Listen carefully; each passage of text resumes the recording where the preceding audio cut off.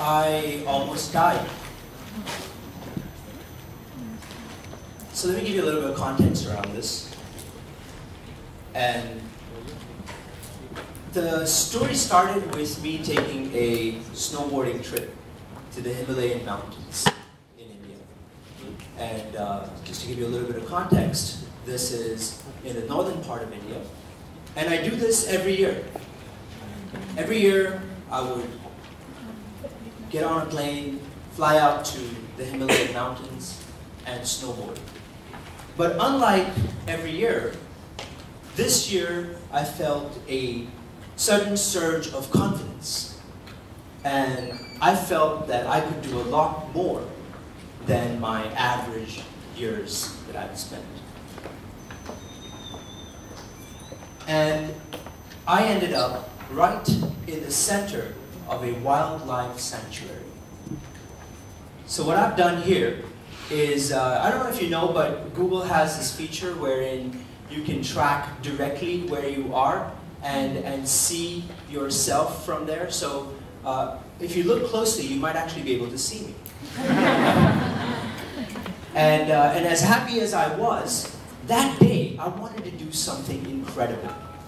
But one thing I can guarantee you is that death was not on my list of incredible things I wanted to do that day. So on this very, very beautiful day, I had a choice. And my choice was either take this good old beaten path that everybody and their mama go on, or take another path. Well, when I look at this good old beaten path, I'm just like, boring, right? And I'm looking for something more. And then crosses my eye this crazy, shark fin, stupid crazy path. And I decide that I'm gonna go on this path today, right? Because, I mean, come on, you don't have an I almost died story by going on the beaten path. So you've gotta go on something like, especially if you're feeling incredible, right? You wanna do something incredible, so you've gotta do this. And I remember very distinctly on that day, I remember coming to a place of crossroads. And it was a very decisive moment during that experience. And I remember looking down this hill, and I remember saying, if I go down this path, there's no turning back. I may not ever be able to come back the way that I've gone. So it's only downhill. Anybody here has done any kind of skiing or snowboarding in here? Okay, a couple people. Right, so I'm going to give you some analogies so it makes more sense. And as you go down, what happens is something really interesting on the mountain. You've got one decisive moment at the top, which is a starting point.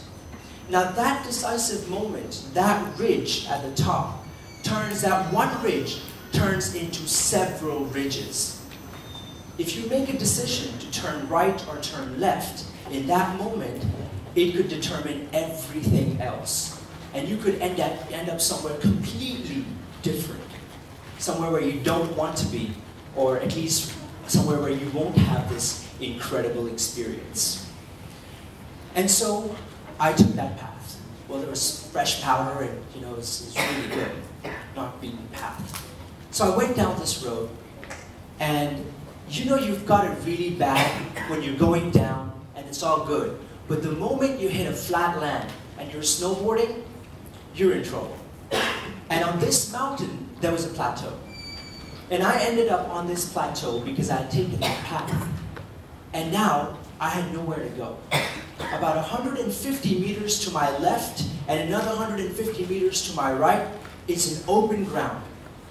And further ahead is another 50-meter tall hill on both sides.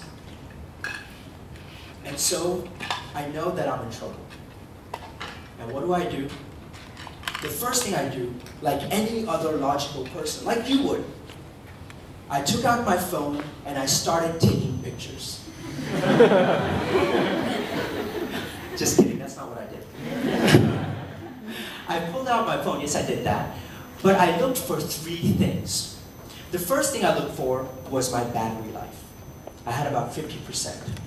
The second thing I did that day was I looked for network to see if I have it. And you know what, sometimes you just kind of like, you're like an antenna, hoping that you kind of get it. And I did one of those numbers, standing on the snowboard. And the third thing I did was I looked at the time. It was 3:30 in the afternoon. Soon enough, I decided to call a friend of mine who's a local, who lives in the mountains and knows the mountains like the back of his hand. I called him and I told him, I'm in trouble and this is where I am. And miles away, I can't see anything or anyone because all the, I took the non-beaten path, obviously, this is what you get. And so I'm here in this place and I asked him, what do I need to do? And he says, you're gonna need to get off your board. And I don't know if you know what that means, but getting off a board on a mountain is next to suicide. You don't do that. Not on a mountain with 12 feet of snow below you. Because you never know when you're going to come across a path or some portion which is caved in with snow. And you could step on it and boom, there you go under. And so, with soft feet, I stepped off and I was 3.5 feet under the snow. It's kind of like swimming with very, very thick woolen winter clothes on. Imagine that. And I tried all kinds of moves. I just had to get to that point. And what I had to do was I had to determine how long it was going to take for me to traverse this 150-meter distance and the 50-meter uphill climb. I wanted to figure out how long it was going to take. And after an hour of excruciating hard work, I managed to get to the top. I looked at the time, and it's about 4:30. Now this is in the winter time, so you can imagine that the sun sets quite early. Sunset's about 5:30, 6-ish. And so I call my friend again, and at this point in time, what I do is I send my location to another friend all the way in Mumbai. And I told her not to worry, but here's the location. And if so-and-so calls you, then just give them this location. And I needed to do that. I did this about 6 times, because the moment I got up, I had to put my snowboarding shoes and snowboard back on, and I had to snowboard down, and hopefully go fast enough to gain enough speed so I can go a little bit uphill, and then walk uphill again. And this procedure happened about 6 or 7 times. And in this process, I finally made it to a place which was somewhat civilized and somewhat safe. What you see in this image here is where I was stuck originally. And those little houses, those little huts that you see, are called the shepherd homes. These shepherds, they leave their homes, they abandon them during the winter time for 2 reasons. 1, because it snows in, and 2, because of the wild animals. Now, the problem was not that there were wild animals there. The problem was that I had just finished watching Planet Earth 2. And I know that those snow leopards and bears get really, really hungry in the wintertime. And I was about to be God-sent dinner for one of them. So I really, really had to hurry up out of there as fast as I could. And I think that was the best snowboarding I've ever done in my life. But the long story short is that I finally made it out. Now, every time I narrate this story to anybody, they always tell me, this must have been an incredible learning experience for you. And I couldn't agree more. Yes, it was an incredible learning experience, because I had to keep in mind so many different factors at the same time. The moment I realized that I was in trouble, I had to look at my phone. I had to do a lot of resource management. I had to manage my battery on my phone. I had to make sure that I had network. I had to make sure that I was managing my time to get there before sunset. I had to come up with an alternate plan. What if there was no rescue? What if I didn't make it? What would I do then? I had to make plans of living into one of these shepherd homes. And then the biggest and most important of the things that I needed to do was manage my emotions. I didn't need to become panicked or fall into a trap of self-victimization and become paralyzed as a result of it. I needed to move. And for that, I needed to control my mind. Now I know what you're thinking. You're thinking, yeah, Mohsin, this is your format of learning, but I'm not sure if risking my life is very scalable as a learning procedure. I know. But what I'm saying is, what if we could have experiences embedded within our learning systems? What if we could experience life, not one, not two, not three, but many lives? I think we would all agree that lives or experiences are what make us wise and what enable us to do different things, that enable us to think differently. What if we could condense all of the learnings into a small portion of an experience and experience that life and draw or extract the learning from that experience? Games do this in a great way. Games or experiential experiences, immersive experiences, do this in a phenomenally well way. And the question is, why aren't we doing that now? And the reason we're not doing that now goes back to the industrial age. It was when the institutionalization of learning happened. It's when we started creating a systematic format of learning. And we needed a system through which an individual goes in from one end like a conveyor belt and comes out of the other, and the system will have that person know exactly what the system needs that person to know.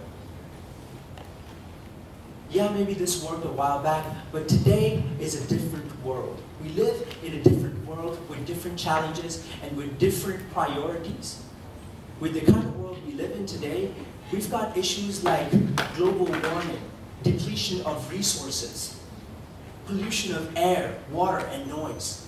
And in order to resolve some of these problems, we need to think different. We need to be able to break the barriers of our thought process, to think different and come up with better, more viable, efficient, and effective solutions. But that's not going to happen if our learning system is going to robotically turn us into machines that are only thinking in a linear fashion. We know so much so that organizations are selecting lesser and lesser education or scholastic education as a reason to hire people.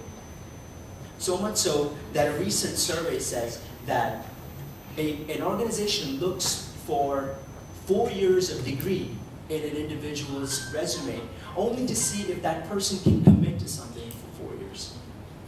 Really, the idea is to commit to something for 4 years. And that's really what they're looking for. So I'm going to put it plainly. It's not working. And we need to do something different.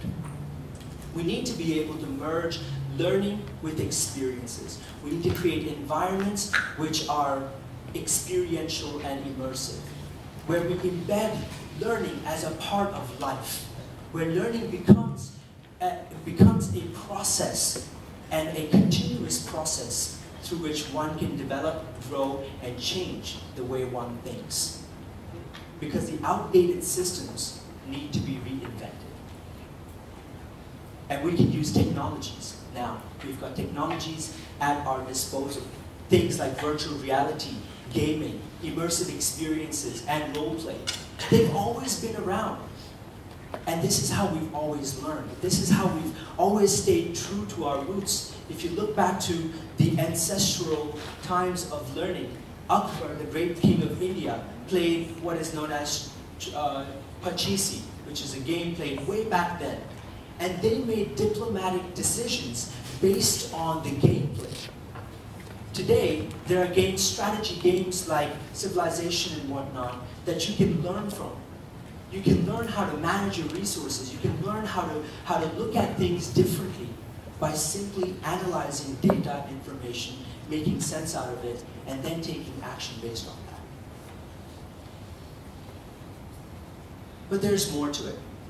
The amazing thing about learning through games is the ability of protagonization, where you become a protagonist, where the individual who is playing a game or who is in this game environment is not just playing a game for the sake of playing, or not just playing a game and sitting on the sidelines. This individual is actually playing a game to take action, to do something about the world that he's in. He or she, of course, is in. And the second most important thing is teamwork.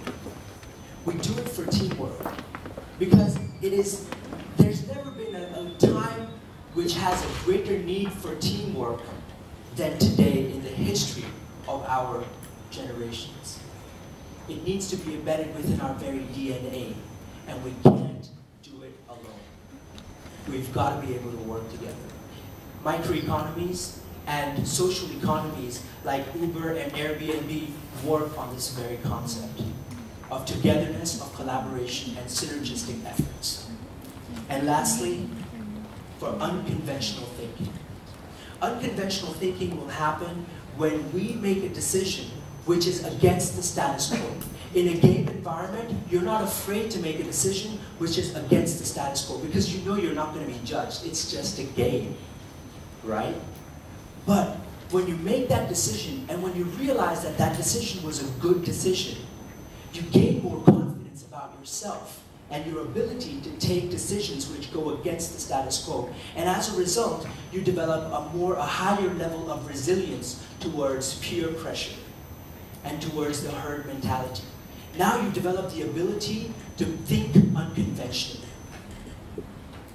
So then, what am I really asking for? My appeal is to the government bodies, to the educational institutions, to the educational bodies, to rethink the education system, to think about what we're doing and how it's not working.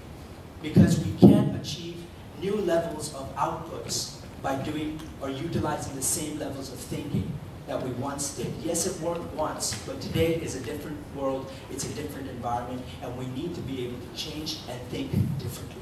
We need to rethink the way we do things. Because we were not meant to sit in classrooms and learn. We were meant to try, fail, and adjust. We were not meant to memorize lines and paragraphs of words and essays. We were meant to explore, dream, and discover. And most importantly, we were meant to gain. Thank you.